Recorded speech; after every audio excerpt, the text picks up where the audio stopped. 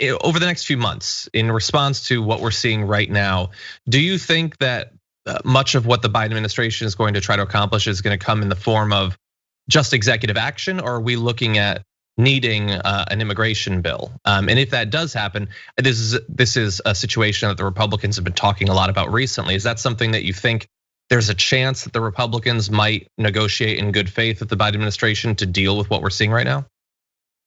Well, most of what the Biden administration can do in the short term at the border, they can do with existing authority. They just need to be able to redeploy the resources so that the right personnel and infrastructure are in place to execute logistics. It remains to be seen if they're going to need additional dollars from Congress.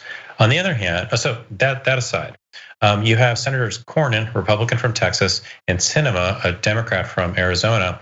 There's been a lot of chatter about them working together on a border enforcement bill that could be coming out after this Easter recess. We're very interested in seeing a kind of the context of that, or the content of that bill, because they sent a letter to the administration a couple of weeks ago that, yes, was enforcement heavy, but to be totally honest with you, it was not as bad as we expected. So we could see a bipartisan border enforcement, but then you've got the DREAM Act and agriculture and another separate piece of legislation to address the agricultural sector also in the mix. So we could be in for an interesting summer and spring in terms of Congress trying to reach a compromise.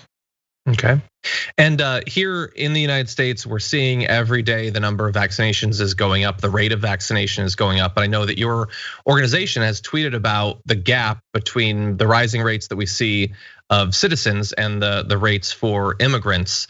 How bad is that gap, and do you see it being solved anytime soon? Well, you've got places like Texas that just overall are not really leaning into the vaccination effort, if you will. But then you also have places like California, which have really deployed some innovative strategies to reach farm workers across the state to make sure that they have access to vaccines. So the challenge here is that a lot of your vaccine access and education is so localized that it really depends on local leadership to put in place the resources necessary to reach the community. What we're seeing in the research, and also obviously in practice, is that it's those homemade videos on Instagram or YouTube that is, the immigrant small business owner, the immigrant doctor, encouraging their community of friends, family, relationships to get their vaccine. So ultimately, we're going to see very community-based solutions being most successful in terms of making sure that everybody has access to the vaccine.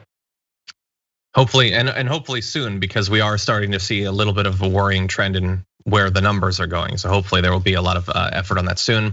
As always, appreciate you joining us and breaking this down. I know the situation is it's tense right now, probably gonna develop quite a bit in the near future. So hopefully we can touch base again in not too long. Thank you so much for having me, I appreciate it.